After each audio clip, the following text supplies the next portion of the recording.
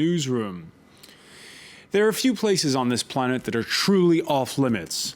There are plenty of areas that are perhaps too dangerous to visit, but 2 decades after the end of the Cold War, more than 15 years after the advent of the internet, North Korea stands out as the relic of a bygone era. The passing of the country's so-called beloved leader, Kim Jong-il, and the anointment of his 28-year-old son, Kim Jong-un, followed up, by the way, by news of a short-range missile test off the east coast of the Korean peninsula. A reminder that we're talking about a nuclear-enabled communist regime that's always on tenterhooks and still officially at war with South Korea.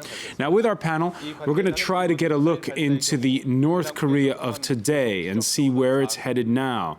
Today in the France 24 debate inside North Korea, joining us was the United States chief negotiator from 2005 to 2009 on North Korea. Christopher Hill joins us from the University of Denver in Colorado. Thanks for being with us. My pleasure. Here in the studio, France 24's very own Yuni Hong, and the president of the Paris-based Asia Center, Jean-François Di Meglio, and from Washington, D.C., Marcus Noland of the Peterson Institute, whose books on North Korea include Avoiding the Apocalypse, The Future of the Two Koreas, and his latest book, which is Witness to Transformation, Refugee Insights into North Korea. Thanks for being with us. The France 24 debate, which you can always follow on Facebook and on Twitter, our handle there at François F24. Now, first off, the announcement from North Korean state-run television that kicked off 11 days of official mourning. 위대한 용도자 김정일 동지께서 주체 100 2011년 12월 17일 8시 30분에 현지 지도의 길에서 급병으로 서거하셨다는 것을 가장 비통한 심정으로 알린다. Yuni Hong, what we don't understand often here in the West is that those tears are genuine. Oh, yes, I remember when the Berlin Wall fell in 1989, actually, and Koreans were responding to that, and the images of people from the East running to the West. And I was thinking, how do they know they're supposed to do that? How do they know life is better in the West? Because I was thinking of the North Korean model where we just assumed that they didn't know anything. In fact, I never saw a photograph of Kim Jong-il's father, Kim Il-sung, until after he was dead, because it was illegal, or maybe there was a voluntary embargo against running them in the media. They only had line drawings. Comparatively, the recently deceased leader has been almost overexposed, even though to Western eyes it seems like they know nothing. I mean, but to my eyes, it really seems like we know much more than when I was growing up. I guess, Christopher Hill, we can say, listening to what Yuni just said, that it's not how much we know about these leaders, but how little we know about them. Well, certainly the North Koreans pride themselves in opaqueness. I mean, they've made opaqueness a kind of national security standard. So it's no coincidence that we don't know more about these guys. They're their public appearances are indeed very carefully staged, and indeed the cause of death was. I don't want to make light of it, but pretty ridiculous that he collapsed from exhaustion trying to help his people. In fact, the guy had serious health concerns, usually brought on by a sort of, as we would say in the United States, a rather unhealthy lifestyle. That unhealthy lifestyle, did you get a first-hand glimpse of it when you were acting as chief negotiator for the United States? Well, alas, I didn't. I, of course, met with the North Koreans some 30 times in the six-party talks, and then I went to North Korea 3 times. And so I did get a sense of what things were like in Pyongyang. In fact, they very proudly took me to a couple of hotels and showed how they had all the latest sort of scotch and other sort of accoutrements of high living in Western life. But when they drove me out to the Yongbyon nuclear reactor, sector, some 2.5 hours from Pyongyang, my drivers actually got lost. And so I ended up in these dirt roads in these small towns with which incongruously had these 6-story apartment buildings, even though, one story would have been fine. There was plenty of room there. And you could see the terrible living standards. I mean, we're talking about Koreans. I mean, Koreans, if you visited South Korea, you know what a fabulous society they have constructed there. So it was particularly tragic to see these people just a few short kilometers away living the way they're living. Now, the great successor, as Kim Sun has been dubbed, Kim Sun was dubbed on North Korean television this Monday, takes over from the so-called dear leader. And before that, there was, of course, the great leader, Kim Il-sung, who died in 1994. Marcus Noland, this period of mourning that's beginning, what's changed in those 17 years inside North Korea? Well, I think that Ambassador Hill alluded to it. In the 17 years, North Korea has become a much more corrupt and unequal country. There is an elite largely centered in Pyongyang. They're actually doing pretty well. If you compare their lifestyles today with the lifestyles when Kim Jong-il took power, they have access to more consumer goods, they have cell phones, they can buy imported food. They're doing okay. But if you go out into the hinterland beyond Pyongyang, people live a pretty grim existence. And indeed, the food situation in North Korea is getting increasingly tight and severe. So I would say there is considerable discontent among the masses of people in North Korea, but there are no civil society institutions capable of translating that discontent into any kind of political action. What are the tangible proofs? What are the tangible signs, Marcus Noland, of that discontent? Well, I interviewed more than 1,600 refugees, and you ask them things like, do you have access to foreign news media? And what we can see is over time, not only are there rising shares of people who have access to foreign news media, but the people who say, I had access but I didn't consume, that inhibition has disappeared. If you have access, you can consume. And this applies as equally in the rural areas as it does in the urban areas. And the people who consume that foreign media increasingly disbelieve the government's narrative that says all their problems are due to hostile foreign forces. They increasingly hold their government responsible for their plight. Jean-François Dimeglia at the Asia Center, do you feel as though the knowledge of, again, what could be the most secretive regime on earth has increased a lot over the past years, or it's still a complete mystery to most people? Well, as we just heard, we could say we know more and more about North Korea, but more and more doesn't mean still a lot. What are the ways of knowing about North Korea? Obviously, yes, there are foreigners staying in North Korea, and as was just described, they are, of course, constrained in their various moves. They correspond, of course, to the foreign administrations. Like, for example, the French administration has some representatives in Pyongyang now. We do have researchers working there from time to time. It's very difficult to get there. And obviously, one of the sources of information are the people who get out of North Korea. And among them, quite a few are going actually to China.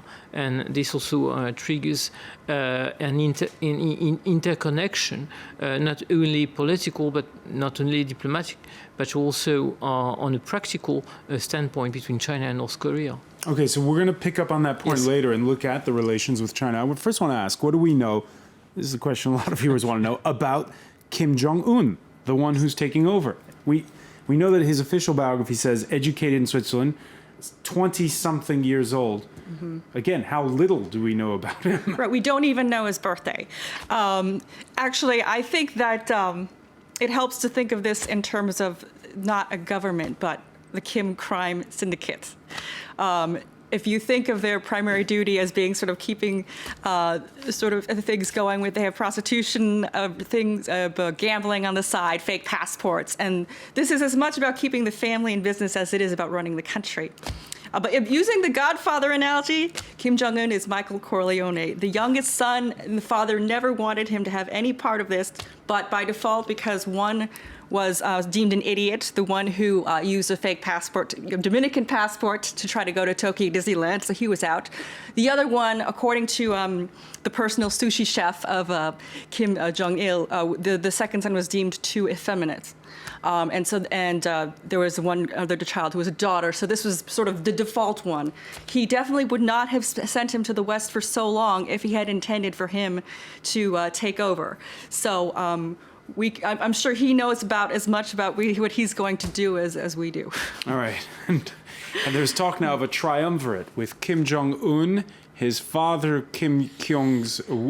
sister, Kim Kyung-hui, excuse me as I butcher the pronunciations, and her husband, Jang Son-taek. So there's three people there, it seems, at the top, with, again, the new Kim's aunt and her husband wielding Christopher Hill a lot of influence, or so it seems from the outside. Well, I frankly think all eyes are really on the military. Kim Il-sung really ran it. He was in charge. Kim Jong-il had more troubles. He did make some personnel decisions to make sure people were loyal to him.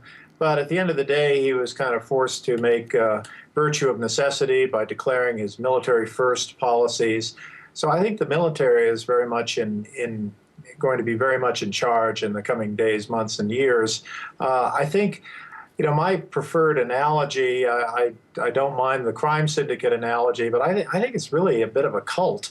And so I think you have a sort of junta cult that's going to be sort of running the country. And I think it's very unclear, really, whether Kim Jong-un can ever really develop beyond the sort of regency where he is right now. So we'll have to see how that works. By the way, traditionally in Korean terms, it's kind of tough to make that third generational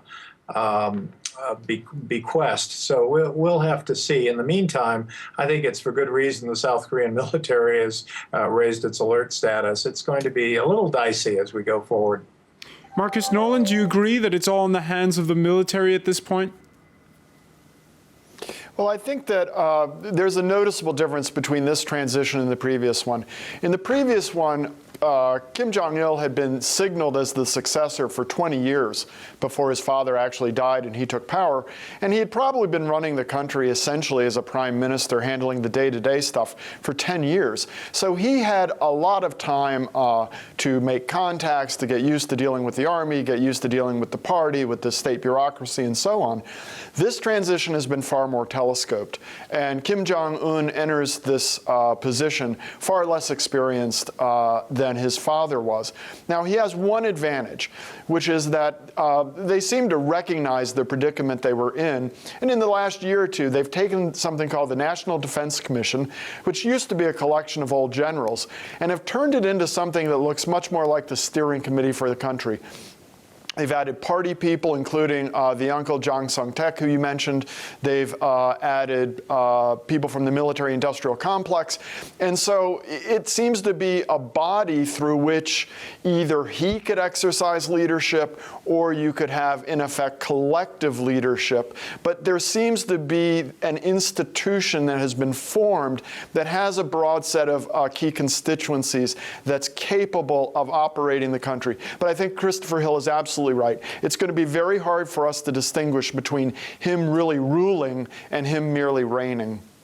And perhaps one of the gauges for the situation inside of North Korea is the food situation. Observers say that the country's overcome, and I'm going to put this to Marcus Nolan, overcome the horrible starvation of the 1990s, but defectors still point to chronic severe malnourishment for that nation of 24 million. What Marcus Nolan, what is the food situation in North Korea right now? It depends on who you are. There is a group that has got money, especially access to foreign currency, who are doing pretty well. Their lifestyles are better now than they were 10 years ago or 20 years ago. But for the bulk of the country that's dependent on wages or earnings in North Korean won, the situation's pretty grim. If you do a calculation of the minimum human needs for the country, it appears that there's not enough food in the country to feed everyone. The domestic harvest accounts for about 2/3, but they're not not getting much through either commercial imports or aid. But I think more tellingly are the behavior of prices. Normally, after the harvest in the fall, the prices for corn and rice fall, sometimes quite substantially. This year, they have continued to rise through the harvest period, and it appears that the price of food is rising now. And in fact, the price of corn is rising relative to rice, and that means households are tightening their belts. They're cutting back on rice, the more expensive preferred grain, and they're switching over to corn. And the third piece of evidence we have is eyewitness accounts. An NGO consortium from the United States, a group from the United Nations, as well as individual travelers have been into the hinterlands, and what they describe is grim. It's not a famine, but it's a situation where people don't have enough food. They're malnourished. Women are not bringing babies to full term.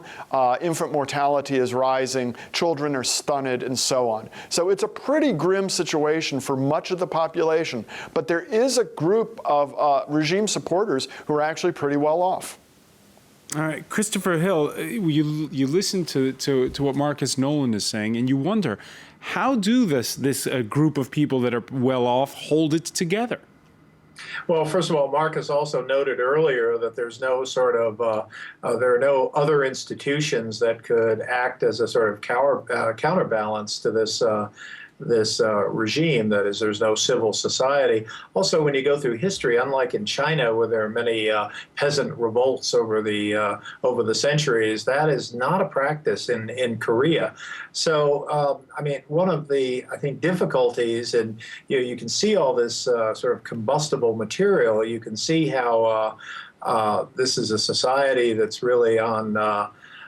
Really kind of just barely hanging on, but it's hard to figure out precisely what is the spark that's going to ignite some kind of protest on the part of these starving people. I mean, one scenario might be that there might be some disagreements within the military, but I think part of what Kim Jong-il did, as Marcus suggests, is kept them all pretty well fed, and so they have a real stake in the continuation of this system. So it's possible you could find some splits in the military, some sort of thing that could begin a process of unraveling of central authority. But it's fairly problematic to kind of figure out how that scenario would work. I do believe that sooner or later, a country that can't feed its people, a country that really has no purpose, it's certainly not a homeland to Koreans, that's called the Republic of Korea, such a country is going to have trouble envisioning a long-term future. And when we come back, we'll give you an exclusive glimpse inside the country, footage that was shot by France 24's Cyril Payen. Stay with us. The France 24 debate continues.